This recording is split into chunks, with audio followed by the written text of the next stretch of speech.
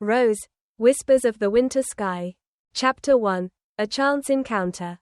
On a cold December morning in Prague, Emily, an aspiring writer from London, arrived at a small cafe tucked between the cobbled streets of Old Town. She had been traveling across Europe in search of inspiration for her novel. But instead, she found herself distracted, restless, and a little lonely. That was when she saw him. Luca, a quiet painter from Florence, was sketching by the window, his canvas kissed by the morning light. His eyes, deep and thoughtful, met hers for a fleeting second, but something in that glance lingered. Chapter 2. Frost and Firelight.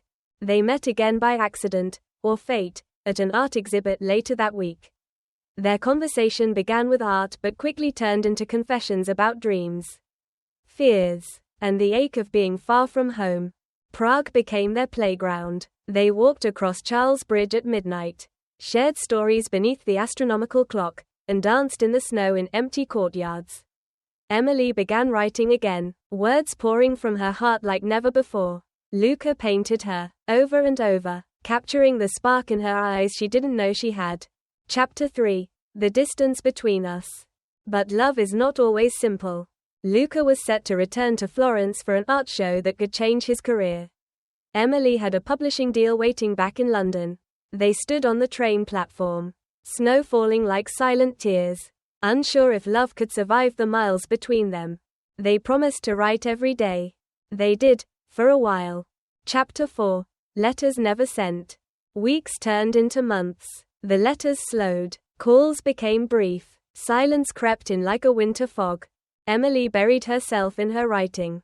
Her novel became a mirror of their story, raw, hopeful, and unfinished. Luca's paintings grew darker, lonelier. He tried to reach out, but each time, something held him back, until one day, a letter arrived. Chapter 5. The Final Chapter. It was a simple note. I never stopped loving you. Meet me where we began. Emily dropped everything. She flew to Prague, heart pounding like a war drum. Would he be there? Was it too late? At the cafe, the one with the foggy windows and cinnamon scent, Luca sat at the same table by the window, older, quieter, but with the same fire in his eyes. She didn't say a word. She just sat down across from him and smiled. Epilogue. Years later, their daughter would read a book titled Whispers of the Winter Sky, written by her mother, illustrated by her father, and in the dedication, it would read, "To the love that found me when I was lost, and never let me go, even when I tried to walk away." A letter in the rain. It was a rainy afternoon when Emily found an old, weathered envelope tucked between the pages of a book in her favorite second-hand bookstore. Curious, she opened it and discovered a letter written in beautiful handwriting. To the one I've always loved. If you're reading this, it means fate has brought you to this place. I left this letter here years ago, hoping someday you would find it.